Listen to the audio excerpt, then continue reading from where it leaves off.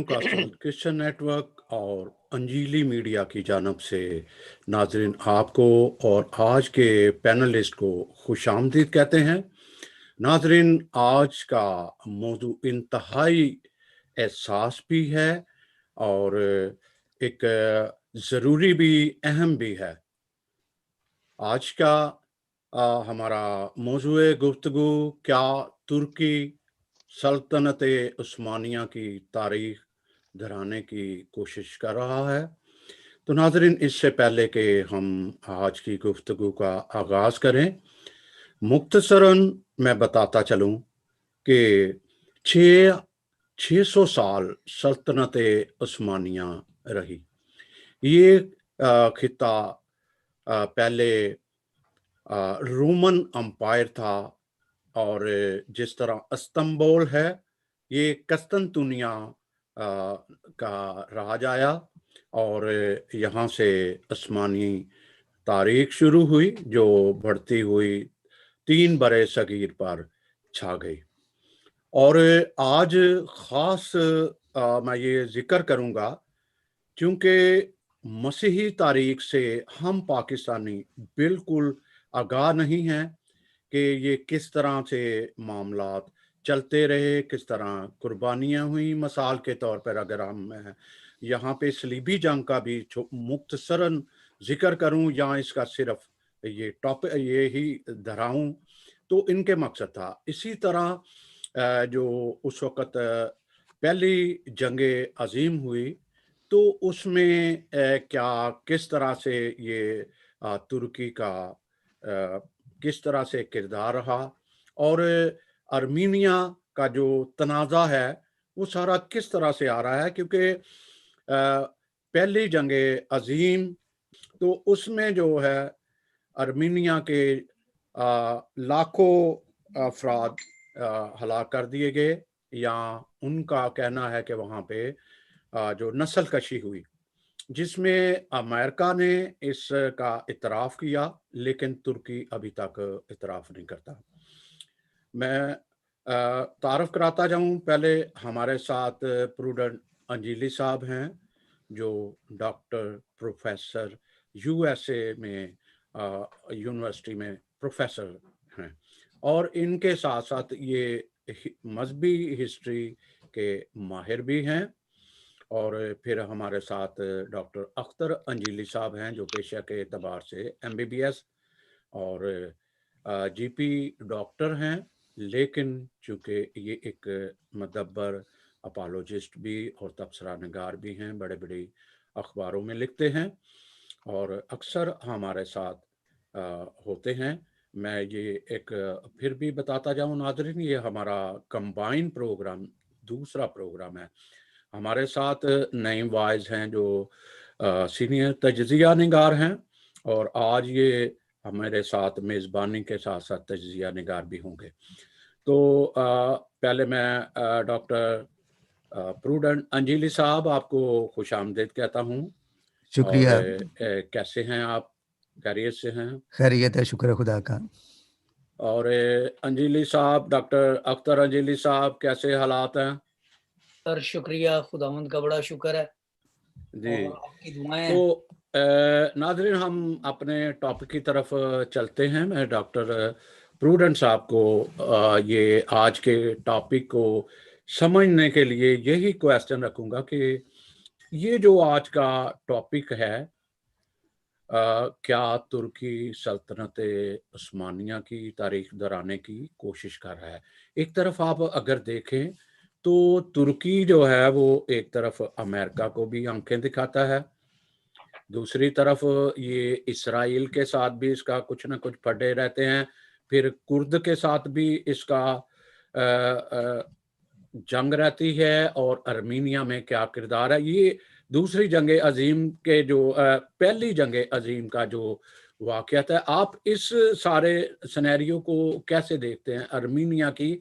और नाज़रीन याद रहे कि अर्मीनिया में ऑर्थोडॉक्स मसीही रहते हैं। जी शुक्रिया इस तारुफ का। सबसे पहले तो मैं ये बयान करना मुनासिब समझता हूँ, ज़रूरी समझता हूँ کہ آرمینیا کی مسیحی تاریخ کو سمجھنا بڑا ضروری ہے۔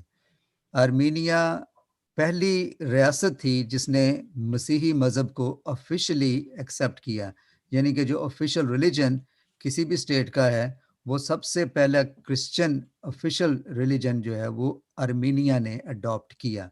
تو یہ مسیحیوں کے لیے ایک بہت ہی اہم چیز ہے جاننا کہ پہلی ریاست جس نے مسیحیت کو اپنا آفیشلی مذہب ریکگنائز کیا، اسٹیٹ ریلیجن ریکگنائز کیا، وہ آرمینیا تھا۔ آرمینیا کی بڑی اہم مسیحی تاریخ ہے، کیونکہ یہاں خداوند یسوع مسیح کے 12 شاگردوں میں سے 2 شاگرد برتلمائی اور تدی، تھیڈیس اور بارتلمیو، یہ وہاں بنفس نفیس گئے اور وہاں انہوں نے انجیل کی منادی کی۔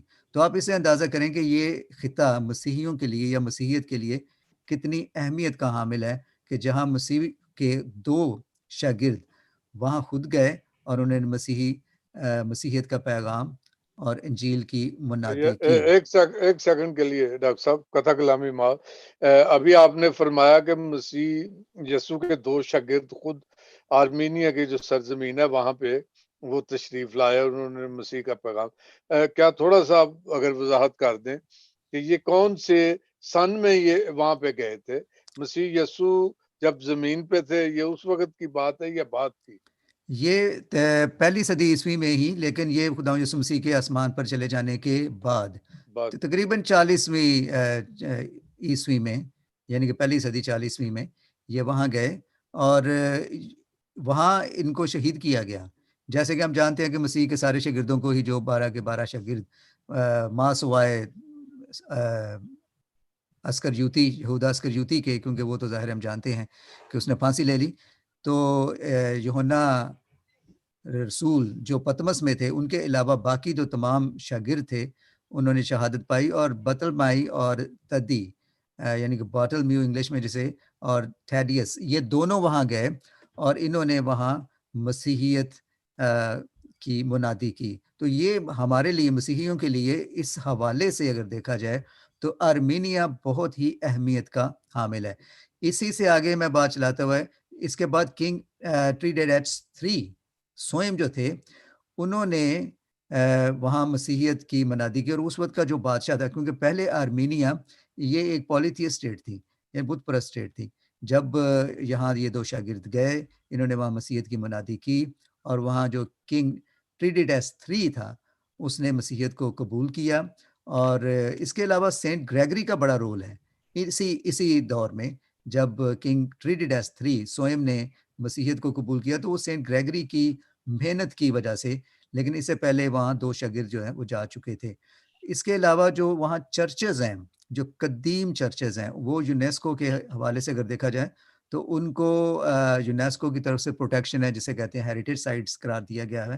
ان میں سے ایک چرچ بڑا اہم ہے، مسیحی تاریخ کے حوالے سے یہ جاننا بڑا ضروری ہے کہ ایک چرچ ہے جس کو اگر اس کا انگلش میں ترجمہ کیا جائے تو وہ بنتا ہے دا ڈسینٹ آف دا اونلی بیگاٹن سن، یہ جو ٹائٹل ہے اس کا اگر انگلش میں ترجمہ کیا جائے تو اس نام سے آرمینین زبان میں یہاں یہ ایک چرچ ہے، اور یہ بھی یونیسکو کی حوالے سے اس کو پروٹیکشن حاصل ہے۔ اس کے علاوہ اور بھی 3-4 بڑے اہم چرچز ہیں جو ان شاگردوں نے اور اس کے بعد جو سینٹس تھے وہاں انہوں نے قائم کی۔ ایک اور چیز بڑی ضروری ہے اس جگہ مینشن کرنی، کہ جو حضرت نوح کی کشتی تھی، اس کے بارے میں بھی یہی کہا جاتا ہے کہ وہ بھی ترکی اور آرمینیا کے اسی ایریے میں جا کے وہاں اس نے قیام کیا، وہاں ٹھہری۔ اور آپ اس سے اندازہ کریں کہ بائبل کے حوالے سے، مسیحیت کے حوالے سے یہ خطہ مسیحیوں کے لیے کس قدر اہمیت کا حامل ہے اور کس قدر عقیدت ہے اس خطے کے ساتھ مسیحیوں کو۔ تو اس طرح سے اگر دیکھا جائے تو آج کا جو کانفلکٹ ہے اس کو سمجھنے میں ذرا آسانی ہو جاتی ہے کہ مسیحیوں کے لیے اس کی جو ایک مذہبی رغبت ہے یا ہماری مذہبی شناخت ہے، اس کا اس خطے کے ساتھ کس قدر اہمیت کی حامل ہے۔ جی، تو اس میں ابھی آپ نے جیسے آرمینیا کے بارے میں اس کو بتایا، اس کی تاریخ کے بارے میں، اب اس کے ساتھ جو جس ملک کا جھگڑا ہے وہ آذربائیجان، تو وہ اس ملک کا کیا حدود اربہ ہے، اور ترکی کا اس سارے معاملے میں کیا تعلق بنتا ہے؟ ترکی کیوں آذربائیجان کی فیور کرتا ہے اور آرمینیا کے مخالف کیوں ہے؟ اگر ڈاکٹر اختر صاحب بتانا چاہیں تو وہ بھی ہمیں بتا سکتے ہیں، ادروائز آپ بتائیں. جی ڈاکٹر اختر صاحب. جی میں انتظار کر رہا تھا، میں نے کہا شاید پروڈنٹ صاحب اس پہ کچھ فرمائیں گے. تو بات یہ ہے کہ جی کہ جغرافیائی طور پہ جیسے ابھی پروڈنٹ صاحب بتا رہے تھے کہ انہوں نے بہت اچھی معلومات دی ہیں. انہوں نے اس مقام کا نام اس پہاڑی کا نہیں بتایا، میں بتا دوں جہاں پہ حضرت نوح کی کشتی نے قیام کیا، ارارات پہاڑ ہے. اور یہ ارارات جو ہے یہ ترکی اور ارمینیا کے درمیان ہے. ارمینیا ایک لینڈ لاکڈ کنٹری ہے. جب ہم کہتے ہیں لینڈ لاکڈ، اس کا مطلب ہے اس کا تعلق کسی سمندر سے نہیں ہے، یعنی کہ ارمینیا کا کوئی بارڈر جو ہے وہ کسی سمندر سے نہیں ملتا. ارمینیا کے مشرق میں آذربائیجان ہے، مغرب میں ترکی کی سرحد ہے اور شمال میں جارجیا ہے. آذربائیجان کے شمال میں پھر اس طرح سے روس ہے اور جنوب میں ایران کی سرحدیں ملتی ہیں. لہٰذا اگر ہم اس کو جغرافیائی طور پہ دیکھیں تو جارجیا ایک کرسچن کنٹری ہے، اور اس کے بارے میں آگے چل کے ہم تھوڑا سا بتائیں گے کہ یہ جارجیا اور آذربائیجان ان کا آپس میں کیا تعلق ہے. تو ترکی اور آذربائیجان یہ دونوں مسلم ممالک ہیں. ایران بھی مسلم ملک ہے. آذربائیجان کے شمال میں رشیا ہے جو کمیونسٹ کنٹری تھا اور اب ڈیموکریٹک ہے، جو بھی اس کا سلسلہ چل رہا ہے. اور جارجیا ہے جو ایک آرتھوڈاکس کرسچن کمیونٹی ہے، کرسچن سٹیٹ ہے. اب بات یہ ہے کہ یہ بڑی لمبی گفتگو ہے، اور جیسے جیسے اس بات کو ہم آگے چلاتے ہیں تو یہ تنازع سامنے آتا جائے گا کہ جو علاقہ تنازع کا باعث بن رہا ہے، نگورنو قرباخ، یہ وہ علاقہ ہے جو اس وقت آذربائیجان کے اندر موجود ہے اور یہ آذربائیجان کی مغرب کی طرف ہے، اور یہ ارمینیا کی مشرق کی طرف ہے. یہاں پہ جو ضروری بات ہے وہ یہ ہے کہ وہاں پہ جتنے لوگ ہیں نگورنو قرباخ میں، وہ سب کے سب ایتھنک ارمینین ہیں. یعنی کہ یہ ارمینین لوگ ہیں جو اس خطے میں ہیں جس کو آذربائیجان اپنی ملکیت کہتا ہے. یہ کیوں کہتا ہے اس کی ابھی تھوڑی دیر میں ہم بات کریں گے. تو یہ ایک فروزن کانفلکٹ ہے. فروزن کانفلکٹ کا مطلب ہے کہ ایسی جستجو ہے جس کا کوئی حل ابھی تک نہیں نکلا، لیکن اس پہ لڑائی نہیں ہو رہی تھی. لوگ اپنی اپنی جگہ پہ بیٹھے تھے. ارمینیا کہہ رہا تھا یہ ہماری زمین ہے، اور اسی طریقے سے آذربائیجان کہہ رہا ہے یہ ہمارا علاقہ ہے. لیکن یہ صدیوں سے اسی طرح سے تھا. اور 1988 میں جب ووٹنگ کرائی گئی، پلیبسائٹ ہوئی، تو وہاں کی آبادی نے اپنے آپ کو ارمینین شو کر کے ارمینیا کے ساتھ ملنے کی کوشش کی، اور اس کے بعد پھر جنگیں ہوئی، لیکن جنگ بندیاں ہو گئی. اب جو آپ کا اصل سوال ہے وہ یہ ہے کہ ترکی اس میں کیوں پڑ رہا ہے. ترکی اب اس لیے پڑ رہا ہے کیونکہ جیسے شروع میں سیمسن صاحب نے فرمایا تھا کہ 600 سال ترک سلطنت سے عثمانیہ حکومت نے مسلمانوں کی قیادت کی اور سلطنت عثمانیہ قائم رہی. سلطنت عثمانیہ کا خاتمہ 1922 یکم اکتوبر کو ہوتا ہے، پہلی جنگ عظیم کے بعد 1922 یکم اکتوبر. خلافت کا خاتمہ 3 مارچ 1924 کو ہو گیا. اب بات سوچنے کی ہے، 1922 1924 اب سے لے کر آئندہ 2-4 سال کے اندر ہے. لہٰذا ایک صدی پورے ہونے کو آ رہی ہے کہ نہ سلطنت عثمانیہ رہی نہ خلافت رہی. اب ترکی کے جو انداز ہیں وہ دنیا پہ یہ ظاہر کرنے کے کہ ہم اپنا کھویا ہوا جاؤ جلال مرتبہ سلطنت عثمانیہ کا قیام وغیرہ وغیرہ کرنے والے، لہٰذا ان کو اپنا ملٹری مسل دکھانا پڑ رہا ہے کہ ہم میں اتنا تپڑ ہے، اتنی جان ہے کہ ہم چاہیں تو یہ کر سکتے ہیں، وہ کر سکتے ہیں.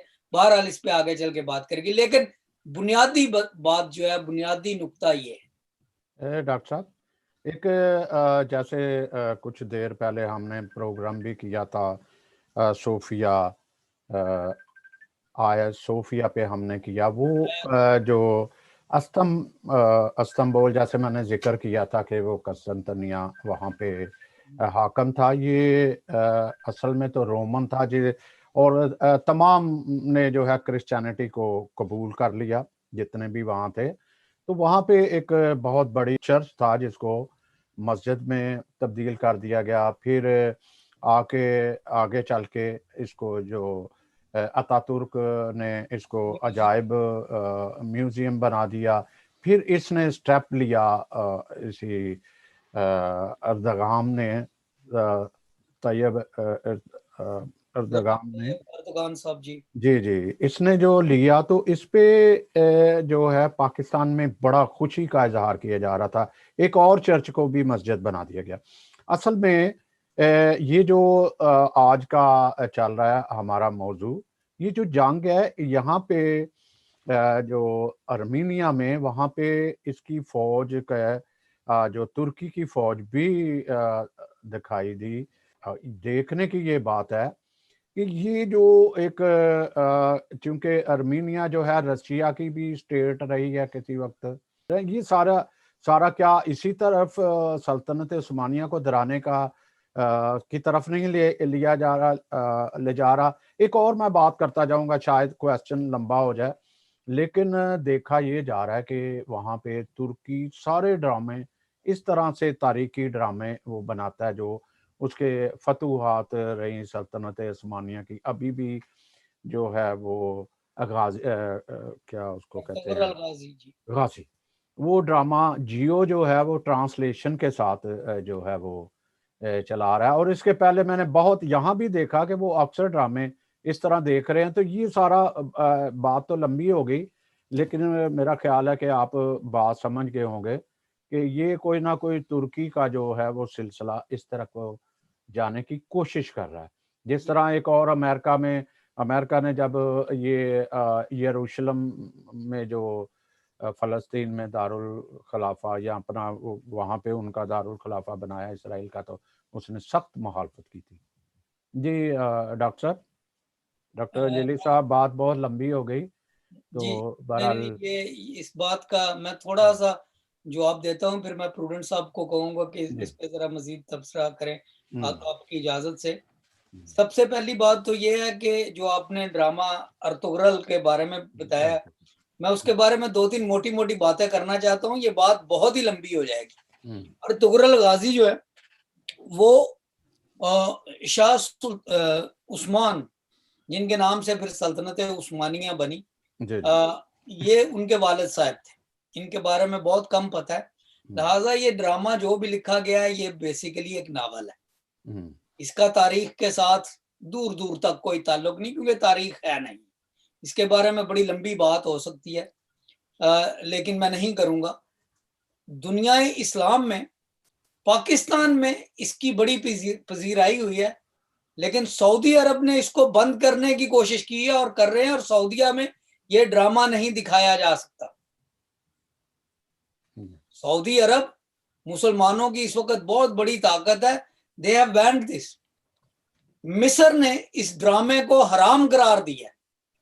ان کے علماء کا فتویٰ ہے اس پر، اور اس کی بہت سی وجوہات ہیں. اور تاریخ کو مسخ کرنے کا اس ڈرامے پر ایک بہت بڑا الزام ہے، کیونکہ بہت ساری قیاس آرائیوں کو تاریخی حقائق بنا کر پیش کیے گئے ہیں جو نہیں ہیں.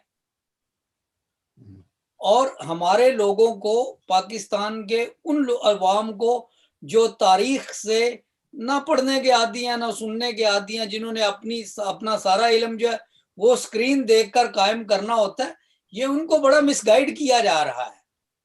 اور یہ میں نہیں کہہ رہا, یہ مسلمان علماء کہہ رہے ہیں, اسی لیے سعودی عرب نے اس کو بین کیا ہے, اسی لیے مصر کے علماء نے اس پر فتویٰ دیا ہے. ہمیں صرف یہ پسند اس لیے ہے کیونکہ اس میں ترک شہزادے اور ترک جنگجو جو ہیں وہ صلیبی لوگوں کے, مسیحیوں کے, جنہوں نے صلیبوں والے ڈریس پہنے ہوئے ہیں, ان کے سر قلم کر رہے ہیں. حالانکہ تاریخ کا مطالعہ کریں, اس طرح کے نہ کوئی ڈریسز پہنتا تھا. ایک چھوٹی سی بات کر کے میں اپنی بات ختم کرتا ہوں تاکہ ڈاکٹر پروڈنٹ صاحب اس پہ تھوڑا سا تبصرہ کر سکے.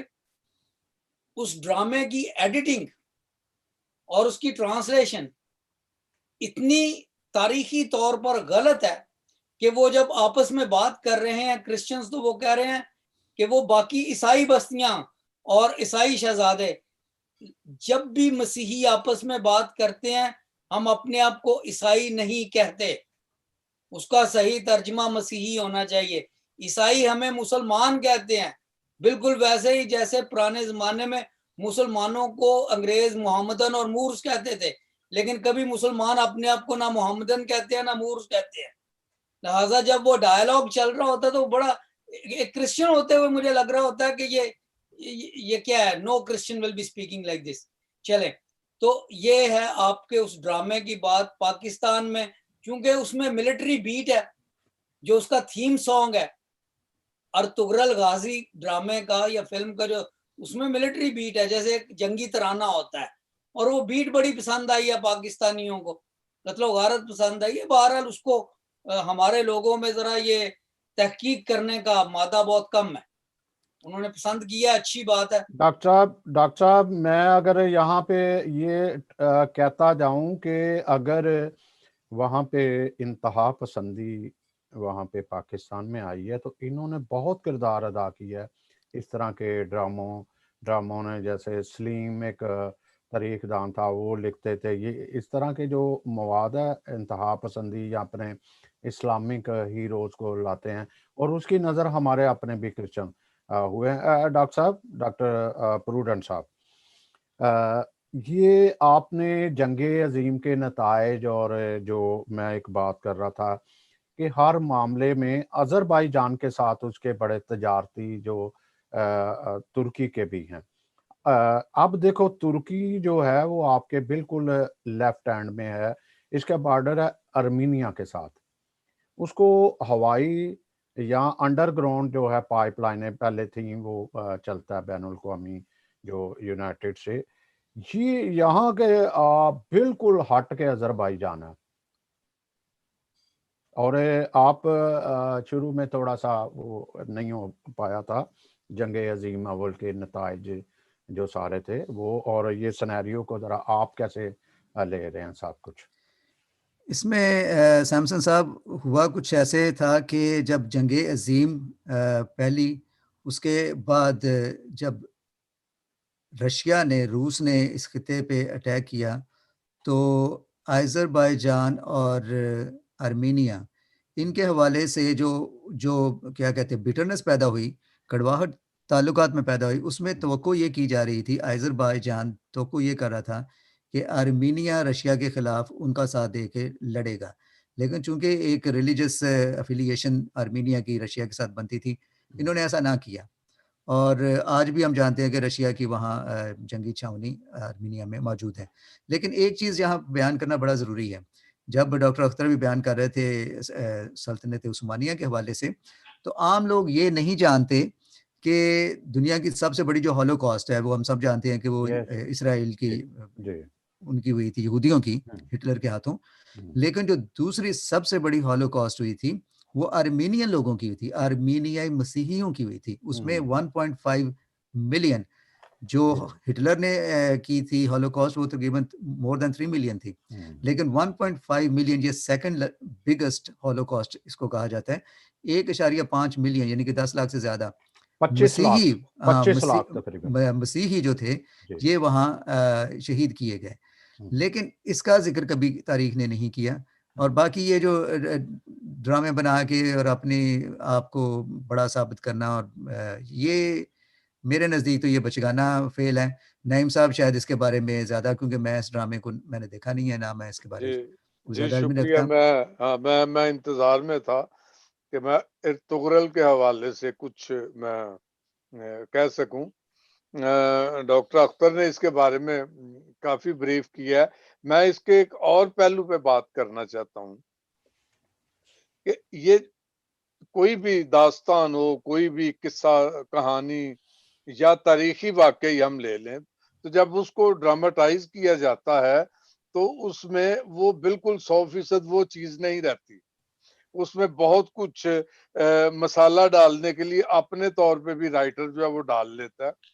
جیسا ہم بہت سارے، میں نام نہیں لوں گا، بہت سی جگہوں پہ دیکھتے ہیں. تو یہی کچھ اس ڈرامے میں کیا گیا ہے کہ بہت سے ایسے واقعات ہیں جو افسانوی ہیں، جن کا حقیقت سے تعلق ہی کوئی نہیں بنتا. تو وہ کر کے تو جناب اس کو ترکی میں چلایا گیا. ٹھیک ہے، ترکی کی تو اب جیسا ڈاکٹر اختر نے ہمیں بتایا کہ یہ جو شخصیت ہے غازی ارطغرل، اس کے بارے میں تاریخ خاموش ہے، سوائے اس کے کہ منگولوں کے علاقے سے کوئی قبیلہ اٹھا اور وہ اناتولیا آیا اور وہاں سے پھر اس طرح انہوں نے ان کے ساتھ لڑنا شروع کیا وغیرہ وغیرہ. اس کے علاوہ کچھ نہیں ملتا. ہاں، ارطغرل کا جو بیٹا عثمان اول، جس نے سلطنت عثمانیہ کی اور خلافت کی بنیاد رکھی، وہ تھا. تو میں جو گزارش کرنا چاہتا ہوں وہ یہ ہے، پاکستان میں عمران خان صاحب ہمارے جو وزیر اعظم ہیں، ان کی خواہش کے مطابق یہ ڈرامہ جو ہے یہ پاکستان میں چلایا گیا، اور اس کے بغیر یہ سوچے ہوئے کہ اس کے کچھ منفی نتائج بھی آ سکتے ہیں، کیونکہ اس میں ایموشنل بہت کچھ ہے اسلام کے حوالے سے. اور جو ہمارے مسلم بھائی ہیں پاکستان میں، تو وہ کافی جذباتی اس معاملے میں ہوئے، اور مسیحوں انٹرنیٹ پہ اور ٹک ٹاک ایک جو ایپ ہے اس کے وہ تو بند ابھی کر دی ہے. تو اس میں بہت کچھ یہ کیا گیا، مسیحوں کے ساتھ ایک ناروا سلوک کی ٹک ٹاک بنائی گئی، ان کو ٹھڈے مارے گئے، پھر اس طرح کے واقعات اور بھی، اور کئی اور مسیحوں کے خلاف بھی یہ اس قسم کے واقعات. میرا صرف کہنے کا مقصد یہ ہے کہ جب اس قسم کی کوئی بات، آپ مسلمانوں کا حق ہے اپنی ہسٹری جاننے، ترکوں کا بھی حق ہے. اگر پاکستان حالانکہ بر صغیر کا خلافت سے دور دور تک کوئی تعلق ہی کوئی نہیں، سوائے اس کے کہ وہ پہلی جنگ عظیم میں یہ خلافت کوئی اس قسم کا واقعہ بر صغیر میں ہوا تھا، ادروائز سلطنت عثمانیہ کا کوئی تعلق بر صغیر کے ساتھ تھا ہی نہیں. ہمیں اگر دکھانے ہیں، پاکستان کو دکھانے ہیں، تو آپ اپنے ہیروز کے بعد محمد بن قاسم کے بارے میں ڈرامے بنائیں. آپ جناب محمود غزنوی کے بارے میں بتائیں لوگوں کو کہ وہ جب آئے انہوں نے کیا کیا. اس طرح جو اس خطے کے ہیں، پاکستان ہندوستان خطے کے جو ہیرو گزرے ہیں مسلمانوں کے، آپ ان کے بارے میں بتائیں. لیکن اگر آپ نے ارطغرل کا ڈرامہ چلایا پاکستان میں، تو یہ بھی آپ کا فرض تھا کہ آپ لوگوں کو گائیڈ بھی اپنے لوگوں کو کرتے کہ اس میں جذباتی ہونے کی کوئی بات نہیں، یہ صرف تاریخ سے آگاہی کے لیے یہ سب کچھ بتایا جا رہا ہے. تو اس طرح ہمارے لوگ جو ہیں وہ اس قسم کے جذباتی لوگ ہیں. میں بات کو ابھی ختم کرتا ہوں کہ جب صدام حسین بڑے عروج میں تھے تو ہمارے پاکستان میں لوگوں نے اپنے بچوں کے نام صدام حسین رکھنے شروع کر دیے. اسی طرح جب اسامہ بن لادن کا نام سامنے آیا تو بچوں کے نام اسامہ رکھنے شروع کر دیے. یقیناً ارطغرل کے بھی رکھے جاتے، لیکن یہ بولا ہی نہیں جاتا، اتنا مشکل نام ہے. تو میرا خیال اس وجہ سے پاکستان میں یہ نام نہیں رکھے جا رہے. تو میں یہ کہتا ہوں کہ ضرور تاریخ کو جاننا چاہیے، لیکن ایک طالب علم کی حیثیت سے تاریخ کا علم ہمیں بہت ضروری ہے. تاریخ جیسی بھی ہو، وہ واقعات گزر چکے ہیں، لیکن اس کا اثر، برا اثر خاص طور پہ آپ اپنی اقلیتوں کے ساتھ اس قسم کے واقعات نعیم صاحب، جی آپ کی بات کو میں تھوڑا سا بڑھاتا ہوں. یہ آپ جو ہے کہ سیاسی تجزیہ نگار بھی ہیں. گزشتہ دنوں سپریم کورٹ نے کہا عمران خان صاحب کو کہ آپ کس حیثیت سے، آپ تو تمام پاکستان کے تمام عوام کے وزیر اعظم ہیں. آپ جا کے پی ٹی آئی کے وکلا سے جا کے خطاب کر رہے ہیں یہ بجٹ کہاں سے آیا. ابھی چند دن پہلے وہ اسٹوڈنٹ سے خطاب کر رہے تھے, دوسروں کے سارے وہ اپنے قرآن پاک کی باتیں, ان کو علم کی باتیں نہیں بتا رہے, اس طرح کی باتیں جو ہے وہ بتا رہے تھے. تو افسوس تو ہوتا ہے کہ یورپ میں وہ ان کی ساری تعلیم ہوئی اور وہ طالبان کے ان پہ یہ الزام بھی تھا اور سارے کا سارا ان کا عمل دخل اسی طرح. خیر یہ باتیں ہوتی رہیں گی. ہم دوبارہ چلتے ہیں پروڈنٹ صاحب کی طرف ہی. تو یہ ایک تو تھوڑا سا ہم اسی کو دیکھتے ہیں کہ یہ جو سوویت یونین یا رشیا جو ایک بڑی اسٹیٹ تھی اس کے بکھرے ہو گئے, جس میں یہ آذربائیجان بھی ساتھ تھا, ارمینیا بھی اسٹیٹ تھی. تو اس میں جو دونوں جو آذربائیجان اور ارمینیا کا کیا تاریخ ہے جو بکھرے جب ہوئے یہاں پہ سوویت یونین میں. جی اس میں ہوا یہ کہ جب جنگ عظیم اول کے بعد یہ اس خطے میں روس نے چڑھائی کرنے کی کوشش کی, تو اس وقت چونکہ آذربائیجان اور ارمینیا کافی کلوز ہیں, تو اس وقت جیسے میں نے پہلے بھی عرض کی تھی کہ آذربائیجان توقع کرتا تھا کہ ارمینیا ان کا ساتھ دے گا اور روس کے خلاف لڑے گا, لیکن ایسا نہ ہوا. اس میں ظاہر ہے بہت سارے اور بھی عناصر شامل تھے جس کی وجہ سے ایسا نہ ہو سکا, لیکن یہ بٹرنس وہاں پیدا ہوگی ان دونوں کے درمیان. لیکن مسئلہ یہ ہے کہ آذربائیجان ایک بڑی قوت ہے آرمینیا کے حوالے سے, اگر دیکھا جائے علاقے کے لحاظ سے بھی اور فوجی قوت کے لحاظ سے بھی دیکھا جائے. تو رشیا نے اپنے اڈے, اپنی چھاونی, جنگی چھاونی وہاں قائم کی. اس کا آرمینیا کو یہ فائدہ ہوا کہ وہ ایک نیچرل سی پروٹیکشن مل جاتی ہے, تحفظ مل جاتا ہے. تو یہ ترکی کے لیے یہ بات ناقابل برداشت تھی, وہ اس بات کو ہضم نہیں کر سکے, تب سے نہیں کر سکے کہ رشیا نے وہاں اپنے اڈے بنا رکھے ہیں, اور جس کا مطلب یہ ہے کہ ان میں اتنی قوت ہوگی کہ یہ کسی وقت بھی ہمارے خلاف مدافعت کر سکتے ہیں. دوسری بات یہ ہے کہ ترکی نے گزشتہ سالوں میں سب سے زیادہ اسلحہ جو فراہم کیا ہے یا بیچا ہے وہ آذربائیجان کو ہے. آپ اندازہ کریں کہ فگرز بتاتے ہیں کہ تقریباً 20 بلین کا اسلحہ ترکی نے فراہم کیا ہے آذربائیجان کو. اور ترکی کی ایک پروڈکٹ ہے, جنگی پروڈکٹ, جسے آج کل ڈرون کہتے ہیں, بڑی مؤثر ہے. ترکی ڈرون بنانے میں بڑی مہارت رکھتا ہے. ان کے ڈرون جو ہیں یہ مہیا انہوں نے کیے آذربائیجان کو, جس کا ایڈوانٹیج ظاہر ہے, جنگی ایڈوانٹیج بہت زیادہ ہے. جیسے میں نے کہا کہ 20 بلین, اگر آرمینیا کا بجٹ دیکھا جائے, جنگی بجٹ, تو اس کے بارے کہا جاتا ہے وہ تقریباً 4.5 یا 4.9 بلین. آپ اندازہ کریں کہاں 20 اور کہاں تقریباً 5, اتنا زیادہ ڈفرنس ہے. تو یہ ڈس بیلنس ہے, بالکل ڈس بیلنس ہے پاور کا, اور خاص طور پہ اسلحے کی طاقت کا. اور یہ فراہم کرنے والا ملک جو ہے آذربائیجان کو, وہ خاص طور پہ ترکی ہے. اور اب سوچنے کی بات یہ ہے کہ اگر ترکی ان کا ساتھ دے رہا ہے تو امریکہ کہاں کھڑا ہے؟ کیا امریکہ ارمینیا کو, یا دنیا کا کوئی اور ملک, ویسٹرن کنٹری ارمینیا کا ساتھ دے رہی ہے؟ اس وقت کوئی نہیں دے رہے. بلکہ حال ہی میں چونکہ یہاں تو الیکشن کا سیزن چل رہا ہے امریکہ میں, اس لیے کوئی بھی اس طرف توجہ نہیں دے رہا. صرف ایک بیان کل آیا ہے سیکرٹری پومپیو کی طرف سے. انہوں نے کہا ہے کہ ہم توقع کرتے ہیں کہ ترکی اس سے باہر رہے گا. انہوں نے نام لے کر ترکی کو یوں تو نہیں کہنا چاہیے کہ خبردار کیا, بلکہ صرف آگاہ کیا ہے کہ بہتر ہے کہ ان دونوں ملکوں کے تنازع سے باہر رہیں. لیکن ایسا ہو نہیں رہا, جیسے کہ ہم جانتے ہیں کہ ترکی تو علانیہ اس میں سر قطع کلامی اس میں فرانس کا سنا تھا کہ وہ کھل کر آرمینیا کا ساتھ دے رہا ہے یا حمایت کا اعلان کیا. کیا کہیں گے آپ؟ اس میں حمایت کا اعلان انہوں نے کیا ہے, لیکن ساتھ مجھے معلوم نہیں کہ کس حد تک دیں گے. لیکن اس وقت حمایت کا بیان دینا بھی بڑی بات ہے.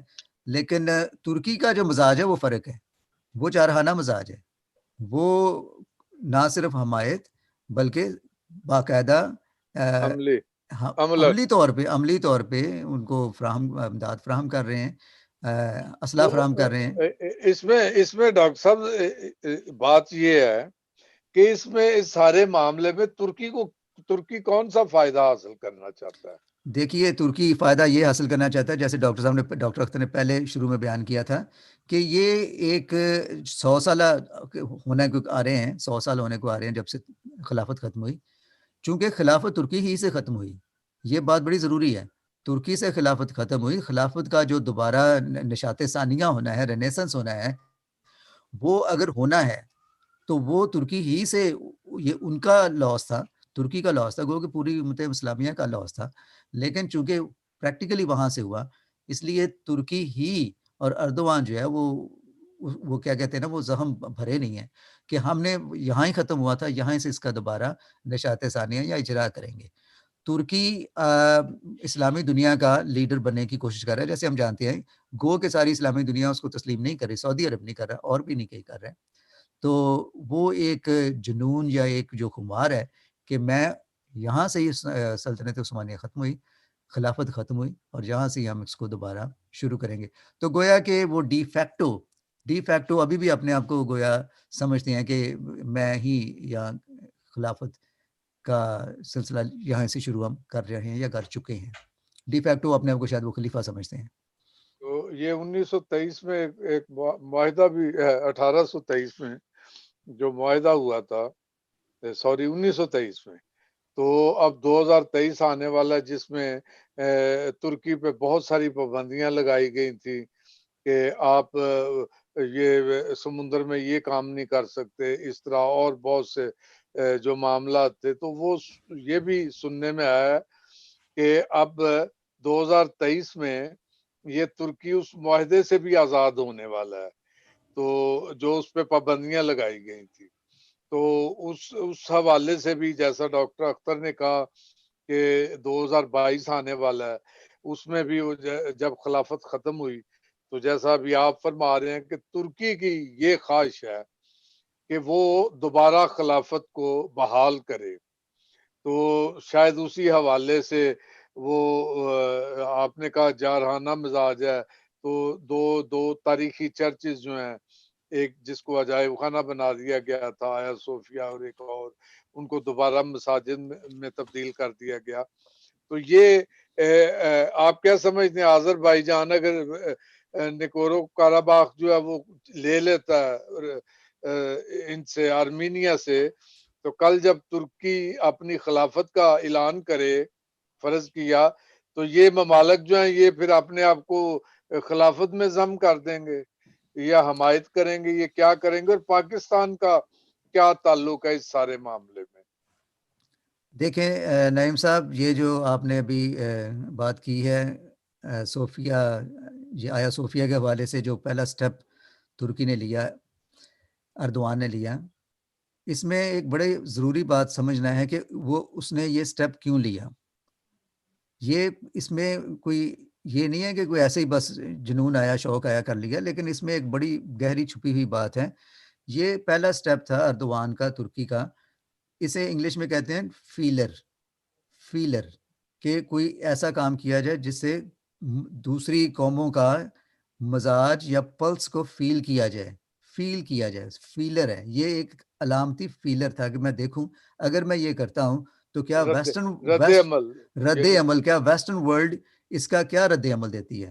لیکن افسوس، صد افسوس، آپ سب کے سامنے ہے کہ ویسٹرن ورلڈ نے اس کا کیا رد عمل دیا، کچھ بھی نہیں، چونکہ وہ ایک فیلر تھا جو ان کے فیور میں گیا، ان کو فیل مل گیا کہ اچھا اس کا مطلب ہے کہ اگر ہم نے آیا صوفیہ کو کیا، اس کے آپ کو پتہ نا اس کے بعد کتنے چرچز کو مسجدوں میں تبدیل کیا گیا ترکی میں، بہت سارے، چونکہ انہوں نے دیکھا کہ پہلا سٹیپ جو کیا تھا اس پہ کوئی ایسا شدید رد عمل نہیں آیا، اس کا مطلب ہے ہم آگے بھی بڑھ سکتے ہیں، اب آگے بھی بڑھ سکتے ہیں، تو وہ قدم بڑھاتے جا رہے ہیں، چونکہ ویسٹرن ورلڈ جو ہے اس یہ کبھی کرسچن ڈم تھی، ویسٹرن ورلڈ مسیحی ممالک جو ہے ان کو کرسچن ڈم کہا جاتا تھا، یعنی کہ یورپ یا ویسٹرن ورلڈ نہیں کہا جاتا تھا، لفظ کرسچن ڈم تھا، یعنی کہ کرسچن حکومت، کرسچن سلطنت، تو اس نے دیکھا کہ کرسچن جو ہے وہ تو ختم ہو چکی ہے، مر چکی ہے، ان میں اب وہ دم نہیں رہا.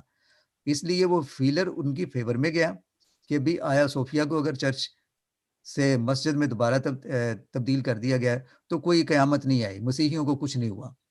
اب اگلا قدم وہ چونکہ حوصلہ افزائی ہو گئی، شے مل گئی، اس کے علاوہ اور چرچز کو بھی کنورٹ کر دیا گیا. اگلا قدم انہوں نے یہ کیا کہ اب یہ کانفلکٹ، اب دیکھیں جو سیکرٹری پومپیو امریکہ میں انہوں نے کہا ہے کہ یہ ان کے الفاظ ہیں باقاعدہ، انہوں نے کہا ہے کہ یہ شے دے رہا ہے ترکی جو ہے، یہ اس معاملے کو بھڑکا رہا ہے. لفظ اردو میں جو ترجمہ کیا جا سکتا ہے نا، انسٹیگیٹ کیا جائے، بھڑکا رہا ہے.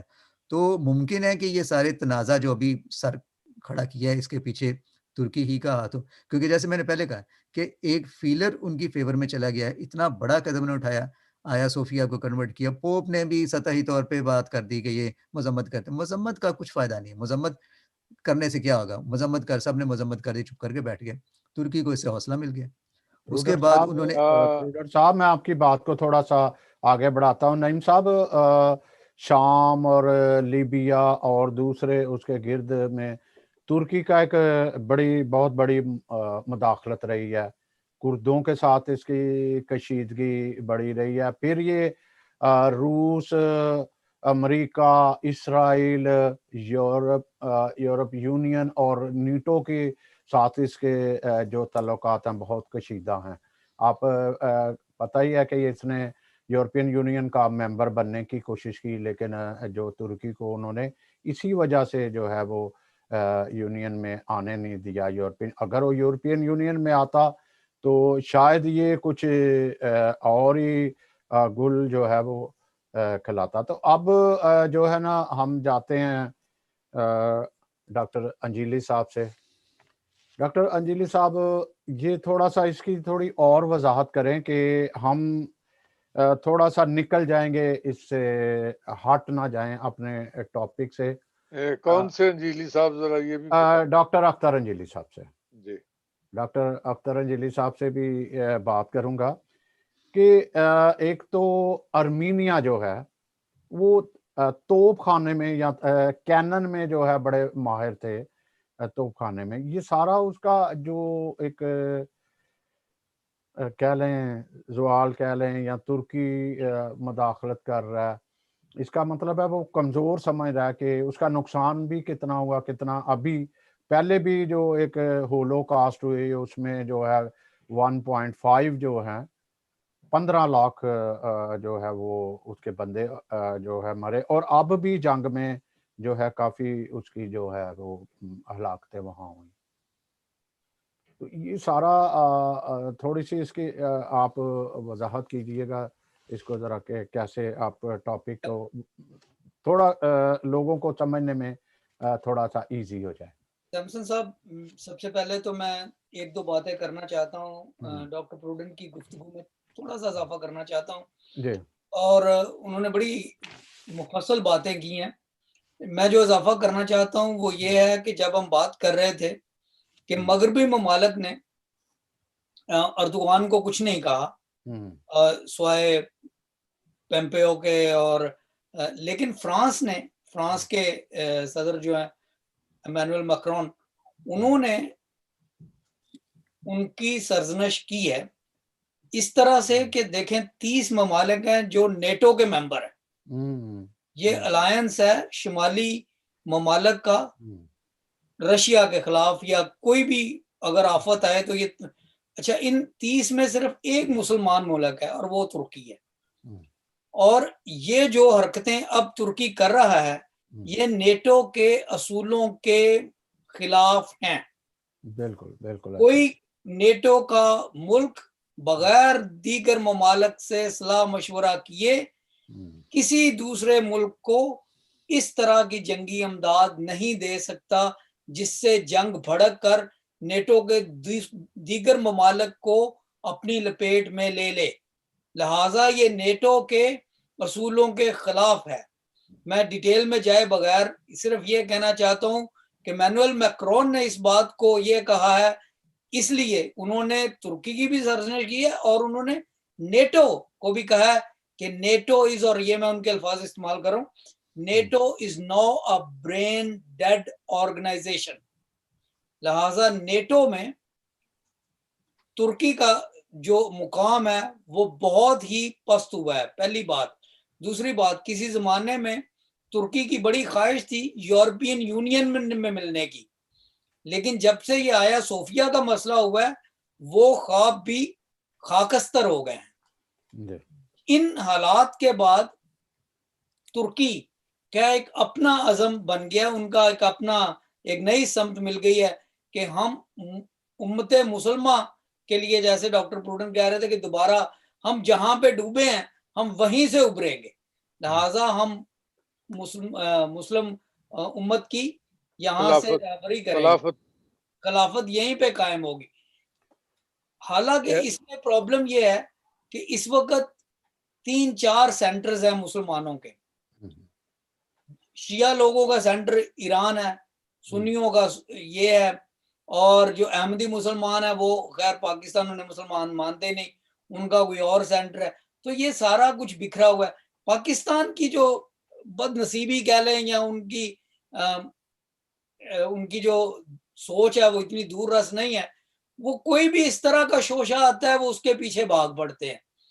میں اپنے اصل سوال کی طرف آتا ہوں ایک چھوٹا سا حوالہ دینے کے بعد. پاکستان میں اکثر لوگوں کو تاریخ کا کوئی پتہ نہیں، اور میں صرف کرسچنز کی بات نہیں کر رہا، میں مسلمانوں کی بات کر رہا ہوں. اس لیے کیونکہ جو تاریخ انہوں نے پڑھی ہے اپنا مسلمانوں نے، اکثر وہ ناولوں کی صورت میں ہے. اور اس میں بہت بڑا کردار ہے ایک رائٹر کا جس کا صحیح نام شریف حسین تھا لیکن وہ مشہور ہوئے، نسیم حجازی کے نام. اور ان کے اتنے زیادہ ناول ہیں جو میں نے بھی ہائی سکول میں پڑھے تھے، محمد بن قاسم، خاک و خون، آخری چٹان، آخری مارکا، گمشدہ قافلے، یوسف بن تاشفین اور وغیرہ وغیرہ بہت زیادہ. اچھا، وہ جب ناول لکھتے ہیں تو وہ ایسے لگتا ہے جیسے وہ تاریخ لکھ رہے ہیں، حالانکہ وہ تاریخ نہیں ہوتی، وہ ناول کیا سرائیاں ہیں. جب تک میں ہائی سکول میں تھا اس وقت ان کی رائٹنگز کو نصاب کا حصہ نہیں بنایا گیا، لیکن اب مجھے پتا ہے کہ ان کے جو اقتباسات ہیں ان کے ناولوں کے، وہ ہماری 9ویں 10ویں کی اردو کی کتاب میں ہے.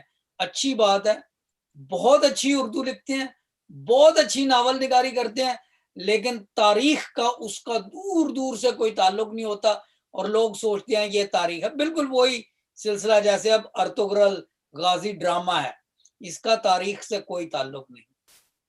بات یہ ہے کہ ارمینیا میں جو کچھ اب ہو رہا ہے ترکی کی طرف سے، اور دنیا کو یہ باور کرانے کی کوشش کی جا رہی ہے کہ ہم پھر اسی مقام پہ آئیں گے، اسی طرح سے آئیں گے جس طرح سے وہ ڈاکٹر علامہ اقبال کے بھی بعض اشعار اسی طرح کے ہوتے ہیں. ماضی کی جو ہوتی ہے شان رفتہ، اس کو یاد، ان کی ایک دعا ہے یا رب دل مسلم کو وہ زندہ تمنا دے. تو اس میں ایک شعر یہ بھی ہے، بھٹکے ہوئے آہو کو پھر سوئے حرم لے چل، اس شہر کے خوگر کو پھر وسعت صحرا دے. اور ہم لوگ پاکستان میں گاتے ہیں، مسلمان کرسچن سبھی گاتے ہیں. اس طرح کی چیزیں جذبات بھڑکاتی ہیں، اور ہونا چاہیے. قوموں کو اکٹھا کرنے کے لیے کوئی وجوہات ہونی چاہیے، یہ بالکل جائز ہے. مسیحیوں کو اکٹھا ہونا چاہیے، مسلمانوں کو اکٹھا ہونا چاہیے، ہندوؤں کو. لیکن سوچنے کی بات یہ ہے آن واٹ گراؤنڈز، اس میں سچائی کتنی ہے، اس میں دیانت کتنی ہے، اس میں کتنی صداقت ہے. ایک چھوٹی سی مماثلت میں پیدا کرنا چاہتا ہوں. جب 1988 میں وہاں پر نگورنو قرباخ میں ووٹ لیا گیا، پلبسائٹ کی گئی، تو انہوں نے کہا ہم ارمینیا کے ساتھ ملنا چاہتے ہیں. تو میرے لحاظ سے بات وہاں ختم ہو جانی چاہیے تھی. آبادی کہہ رہی ہے کہ ہم فلاں ملک کے ہیں، ہم وہاں کے ہیں، ہم ان کے ساتھ ملنا چاہتے ہیں. یہ کوئی مورل ایکولنس نہیں ہے جو میں بات کرنے لگا ہوں، لیکن اس کو ذرا بیک گراؤنڈ میں سوچنا ضرور چاہیے. ہم چاہتے ہیں کہ کشمیر والوں سے پوچھیں کہ وہ انڈیا سے ملنا چاہتے ہیں یا پاکستان سے، اور اگر وہ کہیں جی ہم پاکستان سے، تو بات ختم ہو گئی. this is a mirror image of that.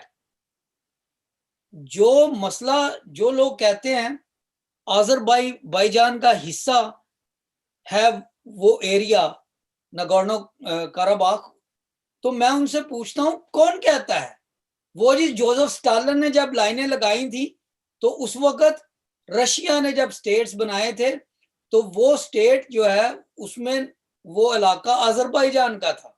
یہ 22 کی بات ہے اور وہ آرمینیا میں نہیں تھا. بھائی بات سنیں، اگر آپ نے رشیا کی لائنوں کا ہی کرنا ہے ذکر تو افغانستان تو رشیا نے اپنے ایریا میں کر لیا ہوا تھا. دیکھیں آپ کسی جابر کسی ڈکٹیٹر کی لائنیں لگانے سے ملکوں کی تقسیم نہیں کر سکتے. آپ وہاں کے لوگوں کو پوچھیں کہ وہ کیا ہیں، وہ ارمینین ہے یا آذربائیجانی ہے؟ وہ آذربائیجان کے ساتھ ملنا چاہتے ہیں کہ ارمینیا کے ساتھ ملنا چاہتے ہیں؟ کشمیر کے ساتھ کشمیریوں سے پوچھے کس سے ملنا چاہتے ہیں. جو لوگوں کا فیصلہ ہے وہ ہونا چاہیے.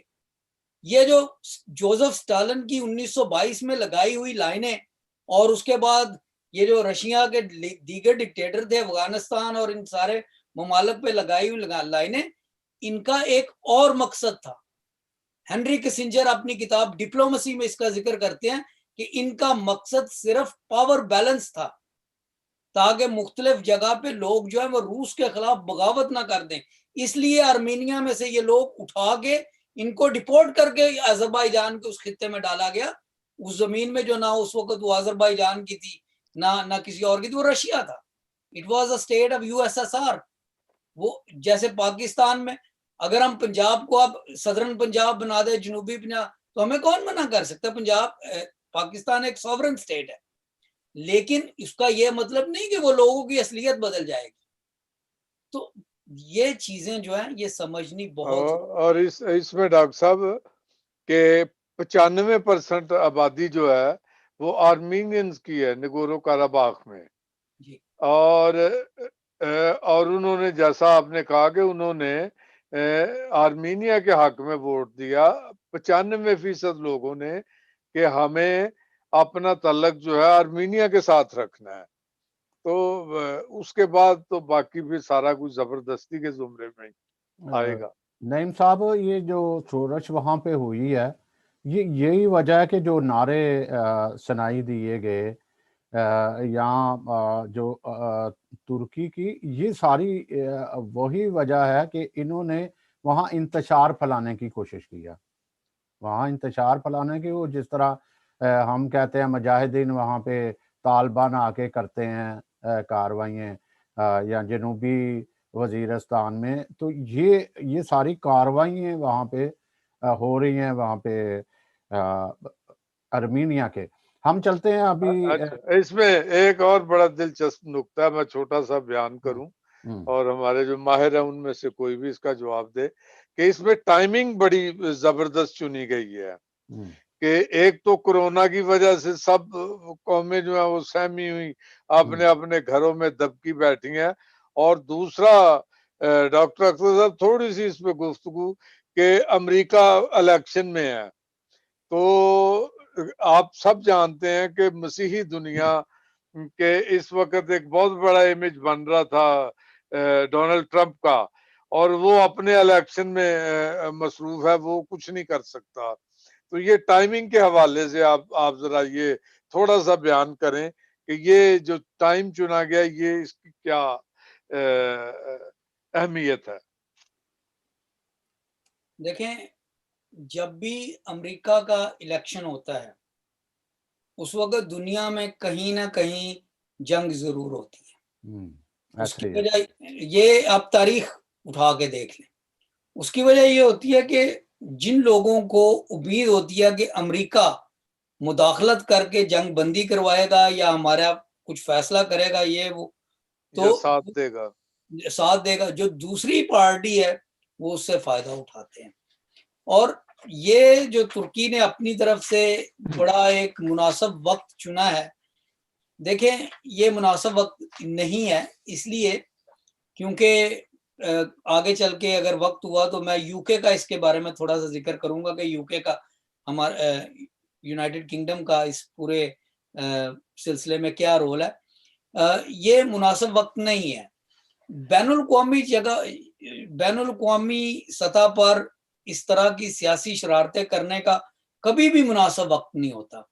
اس لیے کیونکہ جب روس نے افغانستان پر چڑھائی کی تھی 1979 اور 89 کے بعد 79 میں, تو اس وقت روس کے جو مدبرین تھے ان کے خیال میں that was the best time for expanding Russian power, لیکن it was not the best time, it turned out to be the worst time. اس کے بعد روس ٹوٹ گیا, یو ایس ایس آر ٹوٹ گیا.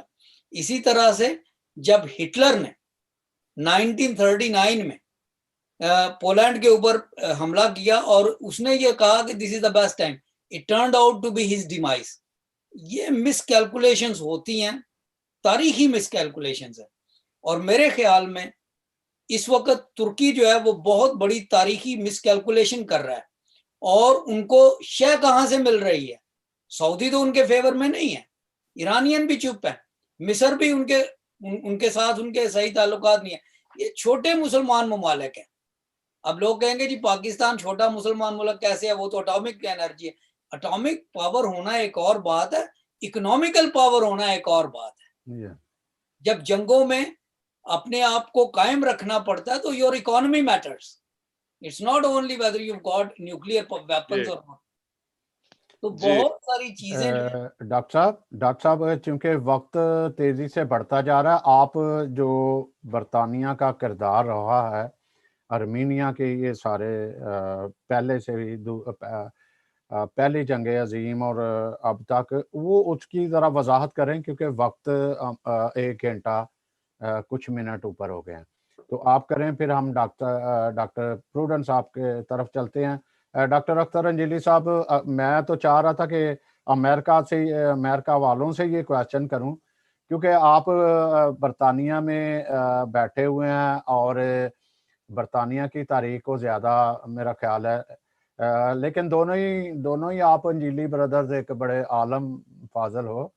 تو میرا خیال ہے ڈاکٹر اختر انجیلی صاحب, آپ ہی یہ جو برٹش کا کردار رہا, یہ کیا کردار رہا ان کے دیکھیں, سارے؟ سب سے پہلی بات تو میں آپ کو بتانا چاہتا ہوں کہ ہمارے جو موجودہ وزیر اعظم ہیں جولائی 24 2019 میں الیکٹ ہوئے, بورس جانسن صاحب, یہ یو کے وزیر اعظم ہیں. ان کے پردادا جو تھے علی کمال بے, وہ عثمانیہ سلطنت کے اس وقت انٹیریئر منسٹر تھے ترکی میں. تو بورس جانسن کے پردادا جو تھے, میں ان کا نام پھر بتا رہا ہوں, علی کمال بے, یہ ایک ترکی تھے, صحافی تھے, اخباری ایڈیٹر تھے, اور اس کے بعد یہ آٹومن امپائر میں سلطنت عثمانیہ میں انٹیریئر منسٹر تھے. اور اس کے بعد انہوں نے شادی جس عورت سے کی اس کا سرنیم جانسن تھا, لہٰذا ان کے ایک جو بیٹا ہوا, میں سب کی بات نہیں کرتا وقت کم ہے, اس کا نام عثمان ولفرڈ, اور بے کی بجائے اس نے جانسن رکھا اپنی ماں کے نام پہ, مٹرنل سرنیم پہ. عثمان ولفرڈ جانسن کا بیٹا تھا سٹینلی جانسن. سٹینلی جانسن جو ہیں وہ باپ ہے والد محترم ہے جناب بورس جانسن صاحب. تو بورس جانسن صاحب جو ہیں یہ دراصل جب یہاں پہ الیکٹ ہوئے تھے تو ترک اخباروں نے لکھا تھا an Ottoman prince the prime minister of British Empire. اس طرح کے بہت سی باتیں آئی تھی. میں آپ کو بتانا چاہتا ہوں کہ علی کمال بے جو پردادا تھے Boris Johnson prime minister of you کے, جب انہیں وزارت دی گئی تو انہوں نے اس قتل و غارت کے بارے میں, اس جینوسائیڈ کے بارے میں, اس قوم کشی کے بارے میں جس کا بھی آپ سب ذکر کر رہے تھے, جس میں 15-20 لاکھ آرمینیا کا کلیم 30 لاکھ کا ہے جی آٹومن امپائر نے ختم کیا. اس کے خلاف انہوں نے جو لکھا اس کا ترجمہ میرے پاس ہے. وہ انگلش بھی ہے لیکن میں اس کا اردو ترجمہ آپ کے لیے پڑھ رہا ہوں. انہوں نے لکھا ہم کس نے جی؟ یہ بورس جانسن کے پردادا نے؟ جی اچھا جی. علی کمال بے وہ لکھتے ہیں ہم اس قتل و غارت کا الزام آرمینین لوگوں پر لگانے کی کوشش نہ کریں. ہمیں یہ سوچ کر خود ستائی نہیں کرنی چاہیے کہ شاید دنیا والے بے وقوف ہیں. ہم نے ان لوگوں کی جائیدادوں پر قبضہ کیا ہے جنہیں ہم نے وطن بدر کر کے ان کو قتل و غارت کا نشانہ بنایا ہے. یہ تاریخی لحاظ سے ایک جرم واحد ہے جس کے ہم مرتکب ہوئے ہیں اور یہ ایک ایسا جرم ہے جس کے سامنے دنیا کانپ اٹھتی ہے. This is in history books. I can provide the reference. اور اس آرٹیکل لکھنے کی بورس جانسن صاحب کے پردادا کو کیا سزا ملی؟ انہیں ایک حجام کی دکان سے اٹھا لیا گیا, انہیں پتھراؤ کر کے قتل کیا گیا. یہ چیزیں میں آن ریکارڈ کہہ رہا ہوں. اور اس کے بعد جب انہیں مار دیا گیا انہیں شہر سے باہر لٹکایا گیا اور ان کے اوپر ایک کتبہ لگا دیا گیا آرتن کمال. آرتن لفظ جو ہے یہ آرمینین نام ہے, بہت عام نام ہے, جیسے کوریا میں کم عام نام ہے, پاکستان میں خان ہے. تو آرتن کمال یعنی کہ آرتن کمال تم آرمینین ہو, تم نے آرمینین کے حق میں بیان دیا ہے حالانکہ تم آٹومن امپائر کے انٹیریئر منسٹر ہو. یہ ان کی فیملی ہسٹری میں شامل ہے, یہ یورپ کی ہسٹری میں شامل ہے, یہ ترکی کی ہسٹری میں شامل ہے. اس کو کوئی ڈینائی نہیں کر سکتا. اور جہاں تک ترکوں کی بات ہے وہاں پر آج بھی Turkish penal code article number 103 میں اگر آپ ترکی میں اس قتل و غارت کا, اس جینوسائیڈ کا ذکر کریں گے تو you will be arrested. Turkish penal code article 103 makes it a crime to mention genocide of Ottoman Empire committed against Armenians. یہ ترکی میں ہے. جبکہ جرمنی میں جب وہاں پہ جینوسائیڈ ہوئی اگینسٹ دا جوز تو اگر آپ وہاں پہ ہولوکوسٹ کو ڈینائی کریں تو دیٹ از اگینسٹ دا لا. اب فرق سامنے ہے کہ ترکوں نے اس چیز کو جرم بنا دیا ہے کہ آپ آرمینین کے ساتھ جو ہوا ہے وہ جو ان کے 15 20 30 لاکھ لوگ مرے آٹومن امپائر کی وجہ سے, ان کا آپ ذکر نہیں کر سکتے. اور ان کے اپنے منسٹر نے جس نے ذکر کیا اس کو پتھراؤ کر کے مارا گیا, اس کو اس کے بعد لٹکایا گیا اور اس کے اوپر کتبہ لگا دیا گیا آرتن کمال. اور یہ کوئی فرضی شخصیت نہیں ہے, ڈاکٹر صاحب یہ ہمارے وزیر اعظم جیتے جاگتے خدا انہیں زندگی صحت تندرستی اور لمبی عمر دے بورس جانسن صاحب کے پردادا کا ذکر کر رہا ہوں. ڈاکٹر صاحب میں اس میں صرف ایک چھوٹا سا اضافہ کروں گا کہ جس طرح ہم پاکستانی مسیحی ہمیشہ ہم کشمیر کی بات کرتے ہیں, کشمیریوں کی فیور کی بات کرتے ہیں, ہم نے جو روہنگیا پر ظلم و ستم ہوئے ہم نے ان کے بارے میں بھی بات کی, تو یہ ترک جو ہیں وہ ہمیشہ انکار کرتے ہیں کہ انہوں نے کوئی جینوسائیڈ نہیں کی آرمینینز کی, وہ 10 لاکھ بندے تھے, ترک یہ کہتے ہیں. لیکن میں سمجھتا ہوں آج آپ نے جو یہ بیان کیا ہے تو یہ تو بہت بڑی گواہی ہے. اس کے بعد کون سی چیز, یعنی ایک شخص نے جو منسٹر ہے وہاں کا سلطنت عثمانیہ کے دور میں اور ترک ہے, وہ یہ تو بورس وغیرہ تو بعد میں کہیں ہوئے ہوں گے مسلمان, لیکن وہ تو اس وقت ترک ہی تھے اور انہوں نے یہ سارا واقعہ ایک آرٹیکل میں بیان کیا. تو اس کے بعد تو کوئی گنجائش نہیں رہتی کہ اس کو جھٹلانے کی. جی سیمسن بھائی آپ. میں آگے بڑھتا ہوں. میں ڈاکٹر پروڈنٹ صاحب اب وقت زیادہ ہو چکا ہے تو اس کو آج کی گفتگو کو تھوڑا سا آپ سمرائز کیجئے گا کہ سلطنت عثمانیہ کی تاریخ ترکی جو ہے وہ درانے کی کوشش کر رہا ہے, اس کو سمرائز کیجئے گا.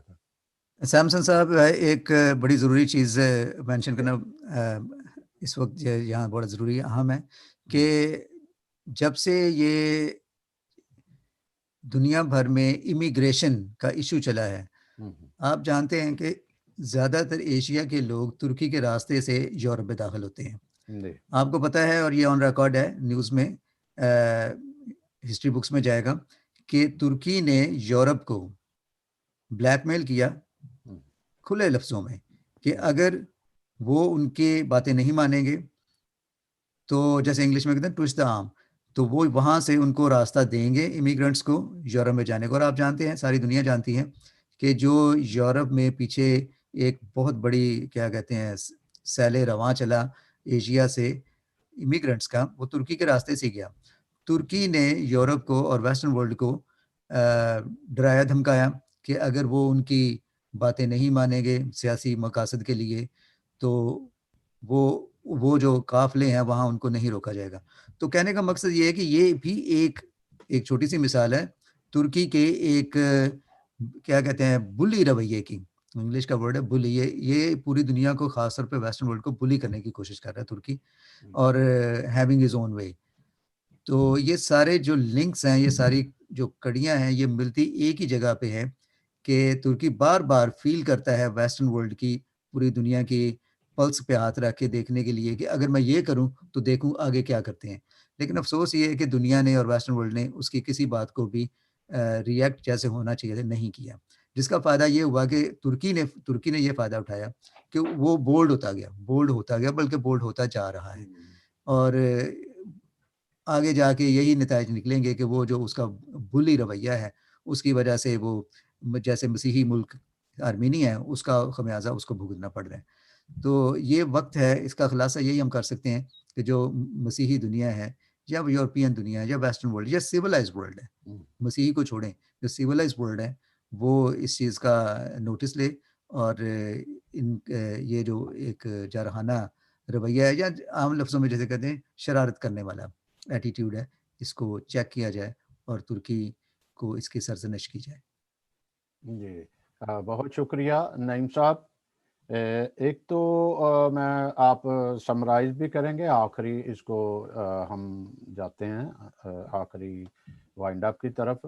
تو کیا یہ ہمارے پاکستانی، یہ میری زبان پہ لفظ کئی ایسے ہیں کہ چڑھتے نہیں ہیں، کیونکہ میں نے تو ظاہر ہے کہ میں نے پڑھے بھی نہیں ہیں. میں آپ کو چاہے کیسے بھی ہے، وہ گھر والے تو مجھے ڈاکٹر بنانے چاہ رہے تھے، میں چلا گیا اپنا صحافت کی طرف، اور میرے لیے کئی دفعہ زبان پہ بھی نہیں چڑھتے. کیا یہ پاکستان میں جو ہمارے مسیحی ہیں وہ اپنی مسیحی تاریخ کو تو ٹوٹل ہی نہیں جانتے، ان کو کوئی سمجھ نہیں، اور آج بھی شاید یہ ان کی سمجھ میں کچھ نہ، لیکن انٹرسٹ بہت تھی. آج کا پروگرام ان کے لیے بڑا اہم تھا. آپ کیسے اس کو آپ سمرائز کیجئے گا؟ ہم کلوزنگ کی طرف جا رہے ہیں. سب سے پہلے تو میں اظہار افسوس کروں گا کہ آپ کے جو والدین تھے وہ آپ کو ڈاکٹر بنانا چاہتے تھے، تو آج ہمارے پروگرام میں 3 ڈاکٹر ہوتے. لیکن آپ یقین کریں میں آپ کو آج سے ڈاکٹر ہی کہوں گا. تو یہ کون کرے گا جو کام ہم کریں؟ اچھا، تو سر بات یہ ہے کہ جو ہماری پاکستانی مسیحی قوم ہے، میں نے پروگرامز میں یہ کہا ہے، اپنے آرٹیکلز میں بھی، کہ 60-70 سال کسی بھی گروپ کو، معاشرے کو، قوم بننے کے لیے یہ بہت تھوڑا ٹائم ہے. ہماری بدقسمتی یہ ہے پاکستانی مسیحیوں کی کہ وہ گنے چنے لوگ تھے، کچھ انڈیا میں رہ گئے، کچھ پاکستان میں آ گئے، تو یہ بیسیکلی قوم تھے ہی نہیں. ٹھیک ہے، ایک کچھ تھا، ایک مواد جو تھا وہ ہمارے اداروں کی صورت میں، مشنری اداروں کی صورت میں ہمیں اس نے جوڑ کے رکھا ہوا تھا. لیکن اس پہ بھی شب خون مار کے اب لاکھ اس کو واپس کر بھی دیں، جو وہ نقصان یا گھاؤ پہنچا وہ ابھی تک وہ بھر نہیں سکا. تو ہمیں اپنی تاریخ کو بھی جاننا چاہیے. یہ آپ نے بہت بڑا سوال کیا ہے، اور ہمارے دونوں ڈاکٹر صاحبان بھی، میں اس کو اس طرح سے اس بات کو لپیٹوں گا. وہ جو ارطغرل اور آرمینیا اور آذربائیجان کے بارے میں بات ہوئی وہ تو سب نے سنی، لیکن میں آپ سے یہ گزارش کروں گا کہ آپ ہماری اپنی جو پاکستانی مسیحی تاریخ ہے اس کے بارے میں ضرور کوئی پروگرام جو ہے وہ جلدی کریں. اس کی ہمیں اشد ضرورت ہے. اور اسی سے ہم میں بھی کوئی اتفاق پیدا ہوگا. جی شکریہ صاحب. جی ڈاکٹر صاحب، ڈاکٹر اختر انجلی صاحب، اور سوری ہمارے ساتھ دونوں ہی ڈاکٹر اور اتفاق سے دونوں ہی انجیلی گھرانے کے کیا کہتے ہیں سپوت ہیں ہمارے ساتھ. جی تو جی ڈاکٹر اختر انجلی صاحب آج آپ ساری گفتگو کو سمرائز کیجئے گا تاکہ تشنگی بھی ہماری کمپلیٹ ہو جائے اور یہ ٹاپک کے ساتھ بھی جو انصاف کہتے ہیں وہ ہو جائے. شکریہ. دیکھیں سیمسن صاحب، آپ کا بہت بہت شکریہ ہمیں انوائٹ کرنے کے لیے اس پروگرام میں. انجیلی میڈیا کی طرف سے یہ ہمارے لیے فخر کی بات ہے کہ ہمیں Newcastle Christian network والے اتنے اس قدر عزت افزائی دیتے ہیں کہ ہمیں اپنے ساتھ ملا کے آپ ہمارے ایڈوائزر بھی ہیں، یہ بھی ساتھ کرتے جائیں. وہ ہمارے نعیم صاحب ہمارے تجزیہ نگار بھی ہیں. میں سر اس ساری گفتگو کو میں ان الفاظ میں بند کرنا چاہتا ہوں. دیکھیں، تاریخ حقائق کا ایک مجموعہ ہے، ہم اسے مسخ نہیں کر سکتے. اور اگر ہم اخلاقیات، ایتھکس اور ٹروتھ، سچائی کو بھلا کر کسی بھی قوم کا ساتھ دیں، چاہے وہ مسیحی قوم ہو، چاہے وہ ہندو ہو، مسلمان ہو، یہودی ہو، کوئی بھی ہو، تو اس کا نتیجہ جو ہے وہ ہمیشہ ہمارے خلاف نکلے گا. Truth is very powerful. Pakistan میں ایک مسئلہ یہ ہے کہ، اور کے عزیز کی کتاب کا یہ ٹائٹل بھی ہے مرڈر آف ہسٹری. ہم نے جب بھی تاریخ لکھی ہے ہم نے اس کا قتل کر دیا تاکہ لوگوں کو بات پسند آئے. دیکھیں، ایسے کبھی نہیں ہوتا. پاکستان میرا ملک ہے، پاکستانی لوگ میرے لوگ ہیں. میں چاہتا ہوں کہ وہ دن دگنی رات چگنی ترقی کریں، کشمیر پاکستان کو ملے، کیونکہ کشمیری لوگ چاہتے ہیں. اسی طرح سے نگورنو قرباخ ان لوگوں کو ملے جہاں وہ جانا چاہتے ہیں. لوگوں کی اپنی ول اور ان کی اپنے جو طاقت کے جذبات ہیں ان کی قدر ہونی چاہیے. اس دنیا میں زمین کا کوئی مقصد نہیں ہے، انسانوں کی قدر ہے. انسانوں کی قدر کرنا سیکھیں، سچائی کی قدر کرنا سیکھیں. تاریخ پڑھیں تاریخ کے طور پر، ناول پڑھیں ناول کے طور پر. ارطغرل دیکھیں، ڈرامہ ہے، وہ انٹرٹینمنٹ ہے، وہ ہسٹری نہیں ہے. نسیم حجازی کی کتابیں جو ہیں وہ ناولز ہیں، لٹریچر ہے، ہسٹری نہیں ہے. اور پاکستان کو یہ بات سمجھنی پڑے گی کہ ہم ناولوں پر اور ڈراموں پر اپنی زندگی کا محور نہیں بنا سکتے. حقائق ایک اور چیز ہے. ڈاکٹر صاحب بہت شکریہ. اور میں جیسے آپ نے کہا کہ یہ ڈرامے جو ہے ہسٹری پر مبنی نہیں ہے، بلکہ ایک کہہ لو اس میں تھوڑا سا ٹریٹمنٹ جس کو کہتے ہیں ڈالنے کے لیے اضافی بھی ڈالے جاتے ہیں جو جذبات کو ابھارتے ہیں. تو میں شکریہ ادا کروں گا انجیلی میڈیا کا. گو کہ انجیلی میڈیا جو ہے وہ میں بڑے فخر سے کہوں گا کہ ہمارے بہت ہی مہربان دوست ہیں. ہم ہر بات میں ان سے پروڈنٹ صاحب سے مشورہ لیتے ہیں، ڈاکٹر اختر انجیلی صاحب سے لیتے ہیں. نعیم صاحب کا نام نہ ہی لوں، ادھر ہی رکھو تو بہرحال میں شکریہ ادا کرتا ہوں اور اپنی ٹیم کی طرف سے بھی آپ کا شکریہ کرتا ہوں، جس کا میں ذکر ضرور کروں گا کہ ہماری جو ایک ایڈوائزری بورڈ یا ڈائریکٹری بورڈ ہے جس میں میں خود اس کا چیئرمین ہوں، اور اسی طرح بھٹی صاحب، جاوید بھٹی صاحب ڈائریکٹر ہیں، فادر ایمانویل مانی صاحب ڈائریکٹر ہیں، اور ڈاکٹر اختر انجیلی چیف ایڈوائزر ہیں. ان کا نام بہت لینا ضروری ہے اس وقت کیونکہ یہ ڈبل ہماری نمائندگی کر رہے ہیں. تو اور ہمارے اسی طرح پاکستان میں ہیں جن کا ہم وقتاً فوقتاً نام لیتے رہتے ہیں. تو میں ان کا شکریہ بھی ادا کروں گا جو ہمارے ساتھ، اور انہوں نے بڑا اس کو سراہا، نائس بھی کہا ہے. اور امید کرتے ہیں کہ آپ جو یوٹیوب انجیلی میڈیا کا یوٹیوب چینل ہے اس کو بھی سبسکرائب کریں گے. اسی طرح جو ہے یہ NCN-TV کا یوٹیوب چینل ہے اس کو بھی سبسکرائب کریں گے تاکہ یہ بڑے پھولیں اور اچھے پروگرام لا سکیں. یہ ایک بہت بڑا ٹاپک تھا، بہت ٹاپک بڑا تھا، اور ہم نے کوشش کی کہ اپنے جو چرچ ہسٹری کے ماہرین ہیں جو اپالوجسٹ ہیں ان پہ گفتگو کریں. ہمارے تجزیہ نگار بھی کسی سے کم نہیں ہے. تو پھر میں سب کا ایک دفعہ پینلسٹ کا شکریہ ادا کرتا ہوں اور دونوں کا ایک جو ہمارا ایک چلتا ہے کمبائن میڈیا چلتا ہے اس کو بھی ایک سراہوں گا اس عمل کو. اس طرح دوسروں کو بھی کہوں گا کہ وہ بھی اس طرح, کیونکہ ہم سب کا مطلب ایک ہی ہے کہ قوم کو اویئر کرنا.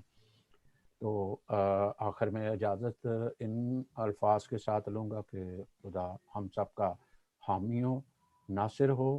ٹیک کیئر, آپ اپنے گھر کی, اپنے معاشرے کی اور اپنے ملک و قوم کی جو ہے وہ خیریت رکھیں اور اتحاد کریں. Thank you so much.